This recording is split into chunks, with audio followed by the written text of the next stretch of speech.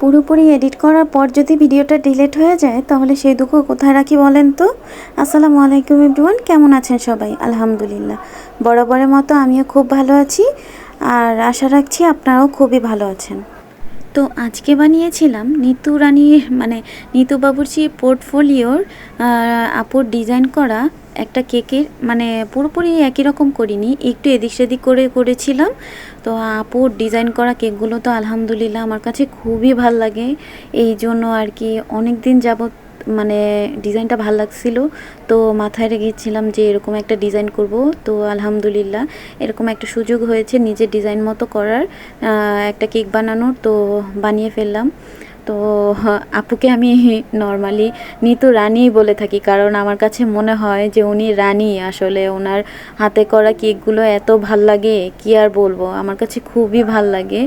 তো ওনার কেক দেখে মনে হয় যে আপুকে একটু সামনাসামনি একবার দেখি যে এত সুন্দর করে কেকগুলো কিভাবে মেক করে, ওনার হাতটা একটু ধরি, এত সুন্দর করে কেকগুলো বানায়, কি আর বলবো। আলহামদুলিল্লাহ, মাশাল্লাহ মাশাল্লাহ, উনি যেন আরও বেশি সুন্দর করে কেকগুলো বানাতে পারে, এই দোয়াটাই রাখি।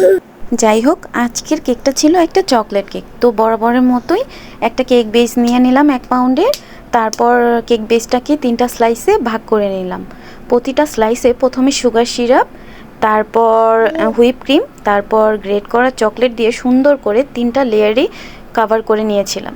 তারপর আরও কিছুটা হুইপ ক্রিম দিয়ে উপরের লেয়ারটাকে সুন্দর করে ফিনিশিং দিয়ে নিয়েছিলাম।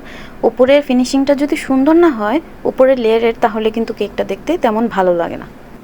কেকটা মেক করার জন্য হাতে তেমন একটা সময় ছিল না, তাই ফিনিশিংটা দেওয়ার পর ফ্রিজে রাখতে পারিনি। ফ্রিজে যদি রাখা হয় তাহলে কিন্তু কেকের উপরের কোটিংটা অনেক বেশি সুন্দর হয়, আর ডেকোরেশন করতে গেলেও কিন্তু খুব সুন্দর ডেকোরেশন করা যায়। আর তা না হলে ফ্রিজে না রাখলে ক্রিমটা কেমন যেন একটু গলা গলা ভাব থাকে। যাই হোক, কেকের উপরের অংশ কিন্তু আমি পুরোটাই প্রথমে ইয়েলো কালার দিয়ে সুন্দর করে কাভার করে নিয়েছিলাম। তারপর একটু রেড কালার দিয়ে সুন্দর করে একটু আবছা আবছা টাইপের করে দিয়েছিলাম। তারপরে একটা স্টিক দিয়ে সুন্দর করে কিভাবে ডিজাইনটা করব তার রেখা টেনে নিয়েছিলাম। তাহলে কিন্তু আমার প্রত্যেকটা ডিজাইনের লেয়ারের সাইডগুলো সমান হবে, এই জন্য এটা করেছিলাম। তারপর ব্ল্যাক আর চকলেট কালার মিক্সড করে একটা কালার বানিয়ে নিলাম। তারপর সুন্দর করে ওই যে রেখা টেনে নিয়েছিলাম তার পাশাপাশি সুন্দর করে এটা কাভার করে দিলাম। তারপর আগে থেকে ফন্ডেন্ট দিয়ে সুন্দর একটা কিউট কাপল বানিয়ে নিয়েছিলাম ফন্ডেন্ট কাটার দিয়ে। তারপর সেটা হচ্ছে গিয়ে সুন্দর করে কেকের উপর বসিয়ে দিলাম। ফন্ডেন্ট দিয়ে করা কাপড়টা কিন্তু খুবই সুন্দর লাগতেছিল, মাশাল্লাহ আলহামদুলিল্লাহ। যাই হোক, তারপর চকলেট কালারটা দিয়ে সুন্দর করে সাইডগুলো কভার করে নিলাম। তারপর কাপড়টার উপরে কয়েকটা রেখা টেনে নিলাম। আর প্রথমেই যেটা বলতেছিলাম, এই ভিডিওটা কিন্তু সুন্দর করে প্রথমে একবার এডিট করে ফেলছি। এডিট করার পর সেভ করার পর ভয়েস দেওয়ার আগ মুহূর্তে ভিডিওটা কি বোঝা যেন কোন দিকে চাপ লেগে হুট করেই ডিলিট হয়ে গেল। মনটা এতটাই খারাপ হয়ে গেছে, কি আর বলবো। আধা ঘন্টার উপরে সময় ধরে ভিডিওটা সুন্দর করে এডিট করেছিলাম। একটা ভিডিও আপনারা দেখবেন 5 মিনিট কয়েক সেকেন্ডের, কিন্তু এই ভিডিওটা ছিল কম করে হলেও আপনার 45 থেকে 55 মিনিটের। তো এত লং একটা ভিডিও শর্ট করতে গেলে কতটা সময় লাগে আর কতটা ধৈর্যের প্রয়োজন। যাই হোক, সবই আল্লাহর ইচ্ছা, আল্লাহর ইচ্ছা মতোই তো সব হয়, আল্লাহর ইশারা ছাড়া কিছুই হয় না। যাই হোক, এরপরে কিন্তু উপরে যে কাভারটা কাপড়ের উপরে যেই লাইনটা রেখাটা টেনে নিয়েছিলাম, এগুলো কিন্তু সুন্দর কয়েকটা লাইট হবে।